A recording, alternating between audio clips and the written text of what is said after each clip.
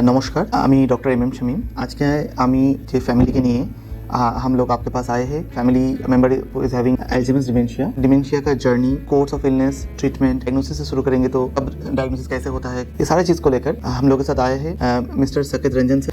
उनका मम्मी के साथ उनका जो एक्सपीरियंस है as a care giver, as a support from us and the society, उनका जो ख्याल है, उनका जो एक्सपीरियंस है आपके साथ शेयर करने के लिए welcome mister Saket Ranjan. Thank you doctor M M Shamim sir.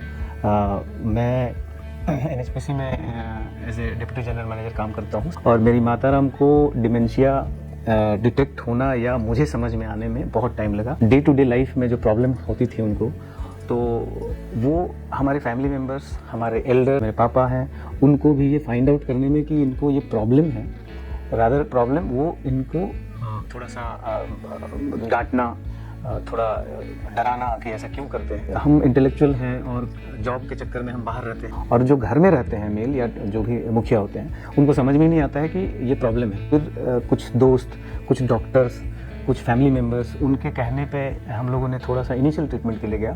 तो इसके लिए हम लोगों ने काफ़ी सारा ट्रीटमेंट करवाया रांची में भी और अदर प्लेसेस में भी, लेकिन कोई भी सोल्यूशन या कुछ इम्प्रूवमेंट कुछ हुआ नहीं।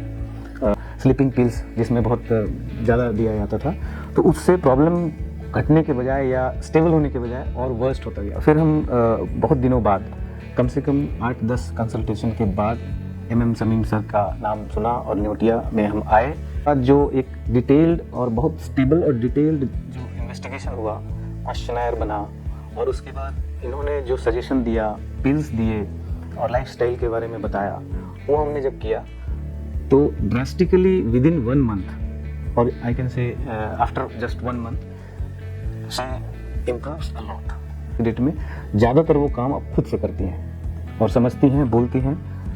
तो इसलिए मैं चाहूँगा, और डिमेंशिया जो है, ये लोग, मैं भी ये सुना था कि ये क्यूरेबल नहीं है, लेकिन ऐसा नहीं है, क्यूरेबल है और it will be benefited to all dementia personal care take करते हैं उनको भी ये समझना चाहिए कि क्योर होगा और डेफिनेटली होगा। क्योर का मतलब ये नहीं होता है कि उसका ठीक हो जाना, क्योर का मतलब होता है उसका स्टेबल हो जाना। अगर स्टेबल है तो समझिए क्योर है। हमारे डॉक्टर साहब ये जो सजेस्ट किया इन्होंने और जो हमें मोटिवेट किया, और ख़ासकर क्योंकि आज के डेट में मेरी माँ ने देखते ही नमस्ते किया, ये बड़ा मतलब सरप्राइजिंग था मेरे लिए कि ये इतना अच्छा रिएक्शन दे रही हैं। तो इसलिए मैं सबको, डॉक्टर साहब को धन्यवाद देता हूँ कि सब ये मैसेज भी दें लोगों को, ताकि लोगों को फ़ायदा हो। Thank you. Thank you to Saket ji. I think we should thank the God instead of thanking a doctor or someone else. लेकिन एक चीज़ हम लोग भूल जाते हैं कि डिमेंशिया जिस पेशेंट को एक बार हो गया, ऐसा नहीं है कि उस पॉइंट में उनका और कोई भी बीमारी नहीं आ सकता है। उनको और भी बहुत सारा बीमारी आ सकता है। डिमेंशिया पेशेंट को बुखार भी हो सकता है, डिमेंशिया पेशेंट को कैटरैक्ट जो बड़े बोलते हैं वो भी हो सकता है आंखों के, डिमेंशिया पेशेंट को सुनने का प्रॉब्लम हो सकता है, स्मेलिंग का प्रॉब्लम हो सकता है, हड्डी में आर्थराइटिस अगर होगा, जॉइंट्स में चलने का प्रॉब्लम हो सकता है। ये सारे चीज़ डिमेंशिया पेशेंट को और जल्दी खराब कर देता है, जिसको हम लोग बोलते हैं डुअल इटियोलॉजी।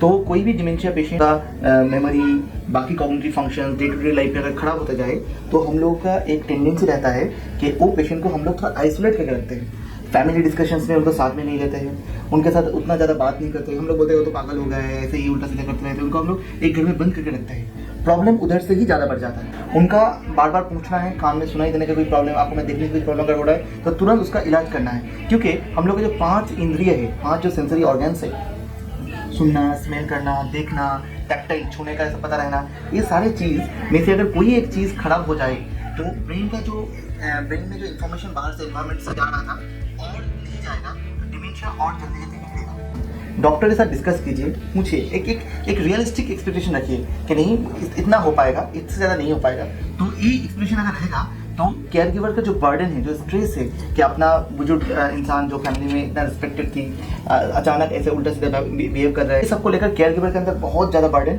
बहुत ज़्यादा स्ट्रेस रहता है। तो केयर गिवर स्ट्रेस को कम करने के लिए केयर गिवर के साथ बात करना कि उनके ऊपर क्या बीत रहा है। ये सिर्फ पेशेंट का बीमारी नहीं है, ये फैमिली का बीमारी है। पेशेंट के फैमिली के ऊपर क्या बीत रहा है, ये सब कुछ लेकर हम लोग डिस्कस करते हैं कि डिमेंशिया हो गया मतलब सब कुछ खत्म हो गया, ये नहीं, देयर इज होप।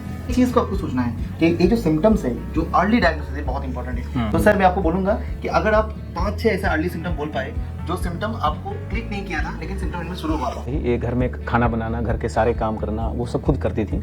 उसमें सबसे बड़ा प्रॉब्लम था कि कभी नमक खाने में नहीं देना, कभी कभी दोबारा दे देना, एक ही खाने में 2 बार दे देना। दूसरा कि जैसे अगर आपको कहीं जाना है तो कपड़े को पहनना है तो वो साड़ी भी वेयर नहीं कर पा रही हैं, मतलब ढंग से पहनने गई लेकिन वो पहन नहीं सक रही है, लेकिन वो ये नहीं बता रही है कि मैं पहन नहीं पा रही हूँ, लेकिन वो पहन नहीं पा रही है। बहुत देर हो गया, फिर फैमिली मेम्बर्स वापस गए तो देखिए अभी पहन ही रही हैं, वो उलझ गई हैं। तो खैर उनको लगा कि ये थोड़ा सा प्रॉब्लम होगा, कुछ तबीयत खराब होगा, पूछा और लिटा दिया। लेकिन वो जो बढ़ते बढ़ते बढ़ते और जैसे सीक्वेंस, जैसे खाना बनाना है तो सीक्वेंस क्या होता है, गैस जलाओ, तेल डालो, उसमें सब सीक्वेंस होता है हर चीज़ का, इंग्रेडिएंट का इनपुट करने का। वो सीक्वेंस डिसबैलेंस हो जाता है, कभी कुछ कर देती है कभी कुछ कर देती है। तो गैस कभी कभी ऐसा होता है कि बिना गैस जलाए वो खाना बना दी, कुछ डाल दिया तो बनेगा नहीं। कभी ऐसा होता है कि वो उसका जो रेगुलेटर से फुल गैस को ऑन कर देना और खाना बना के चले जाना कहीं और दोबारा नहीं जाना वापस, वो खाना बर्न हो। ये चीज़ शुरू में सब लोग निगलेक्ट करते थे और इनको डांटते थे, लेकिन ये समझने में हम लोग को टाइम लगा। अर्ली वार्निंग है कि ये डिमेंशिया का चीज़ है और इसमें आपको ध्यान देना चाहिए। नमस्ते बोलिए। नमस्ते।